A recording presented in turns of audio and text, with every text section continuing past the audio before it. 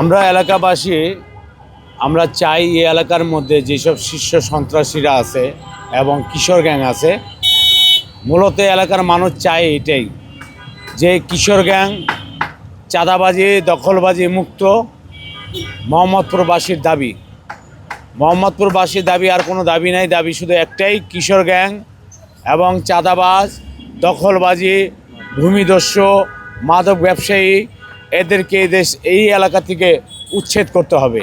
পদ্মা সেতু, metro rail এবং elevated expressway নির্মাণের গর্বিত অংশীদার বসুন্ধরা সিমেন্ট। মূলত বিগত দিনে এই আওয়ামী লীগের আমলে এইগুলা তারা তৈরি করে গেছে। এখন এগুলারে আগামী দিনে যে ক্ষমতা আসবে, আমরা আশা করি এই যত ভূমিদস্যু চাঁদাবাজ এবং কিশোর গ্যাং এই গডফাদাররা যাতে মোহাম্মদপুর এলাকায় বসবাস না করতে পারে, তাদেরকে উচ্ছেদ করতে হবে। এটাই আমাদের মোহাম্মদপুরবাসীর দাবি এবং এলাকাবাসীর দাবি।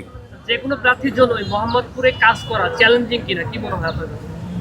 চ্যালেঞ্জিং তো অবশ্যই আমাদের মোহাম্মদপুরে, তবে আমি মনে করি আমাদের এই অর্থ এলাকার যে একজন ইয়াং জেনারেশন এবং শিক্ষিত মার্জিত লোক, এবং আমি আশা করি ভবি আধ্যাত্রে দিয়েই সম্ভব এই এলাকার এই শীর্ষ সন্ত্রাসী এবং চাঁদাবাজ দখলবাজদেরকে মোকাবেলা করতে পারবে।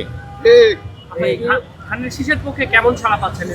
আমরা এই পর্যন্ত আমরা সকাল থেকে আমরা 3টা পর্যন্ত প্রচারণা করেছি। আজকে 3-4 দিন যাবৎ এলাকায় যেভাবে সাড়া পাচ্ছি ধানের শীষে মানুষ ভোট দেওয়ার জন্য, এবং খুব উৎসাহিতভাবে আমাদেরকে তারা বলছে যে ভাই আমাদের লিফটেড দিতে হবে না, আমাদের অন্তরে ধানের শীষ আছে, আমরা ইনশাল্লাহ ধানের শীষে আমরা ভোট দেব।